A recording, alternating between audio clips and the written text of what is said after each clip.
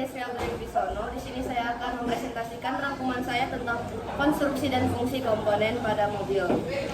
Yang pertama, bagian-bagian mesin mobil dibagi menjadi 8 bagian utama. Pertama, ada kepala silinder, 2 ada blok silinder, 3 ada gasket kepala silinder, 4 piston dan kelengkapannya, 5 poros engkol atau crankshaft, 6 ada roda penerus atau flywheel, 7 ada mekanisme katup, 8 ada bak oli atau oil pan. Dan berikutnya adalah fungsi komponen pada mesin mobil. Yang pertama adalah kepala silinder sebagai tempat pembakaran ruang bakar. Yang kedua sebagai tempat beroperasinya mekanisme katup, sebagai tempat mengatur udara intake dan exhaust, sebagai tempat busi, dan yang terakhir sebagai penutup atas blok silinder. Komponen pada kepala silinder ada 1, yaitu tutup oli sebagai penutup sehingga oli tidak keluar ketika kendaraan sedang beroperasi. Yang kedua, tutup kepala silinder atau silinder head cover untuk menutup kepala silinder sehingga dapat mencegah oli mesin sedang beroperasi. Untuk melindungi komponen mekanisme katup pada kepala silinder dari berbagai macam kotoran. Tutup kepala silinder juga difungsikan sebagai tempat untuk dudukan kabel busi. Dan yang ketiga, ada ruang bakar atau combustion chamber sebagai tempat terjadinya proses pembakaran bahan bakar dan udara. Dan yang keempat, ada busi untuk memercikan bunga api di dalam ruang bakar. Yang kelima, ada nozzle atau injektor menyemprotkan bahan bakar ke ruang bakar dalam bentuk kabut.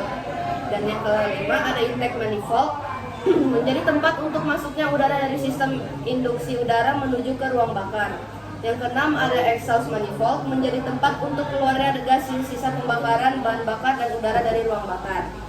Yang kedua, ada blok silinder, tempat silinder yang merupakan tempat piston naik turun sebagai dudukan bagi kepala silinder, sebagai rumah bagi mekanisme engkel, poros engkol, konektor neutron, piston, dan lain-lain. Pada tipe OHV sebagai rumah dari poros knob. Dan sebagai dudukan flywheel terdapat water jacket sebagai saluran air pendingin, sebagai dudukan komponen-komponen lainnya seperti motor, starter, coulter, dan lain-lain. Yang ketiga, ada gasket kepala silinder sebagai antara blok silinder dan kepala silinder sehingga tidak terjadi kebocoran gas pembakaran, kebocoran air, dan oli. 4 piston dan kelengkapannya. Memasukkan udara langkah kompresi menerima tenaga yang dihasilkan dari proses pembakaran yang kemudian diluruskan ke stang piston atau stang sehat dan poros engkol atau crankshaft. Dan terakhir adalah mendorong gas sisa pembakaran untuk dibuang melalui exhaust berikut bagian-bagian piston. Yang pertama ada rim piston untuk mencegah kebocoran kompresi, menyapu oli yang masuk ke blok silinder dan membilas sisa pembakaran keluar. Yang kedua ada pena piston sebagai pengait antara piston dengan belakang piston. Ketiga ada snap piston sebagai pengunci pin piston agar tidak bergerak keluar yang dapat mengakibatkan kerusakan pada dinding blok silinder. Yang keempat ada batak piston sebagai penghubung antara piston dan poros engkol. Yang kelima ada poros engkol atau crankshaft untuk merubah gerak naik turun piston menjadi gerak putar. Yang keenam ada penerus atau flywheel untuk mempertahankan putaran mesin dan memungkinkan mesin bekerja berputar dengan lembut.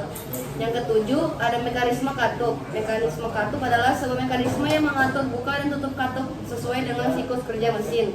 Singkatnya, mekanisme katup berfungsi untuk mengatur masuknya campuran udara dan bahan bakar serta keluarnya gas buang. Dan yang terakhir ada bak oli atau oil pan sebagai bak atau wadah penampung oli pada mesin. Sekian presentasi rangkuman dari saya mengenai konstruksi dan komponen pada engine atau mobil. Sekian, wassalamualaikum warahmatullahi wabarakatuh. Dadah. Waalaikumsalam warahmatullahi wabarakatuh.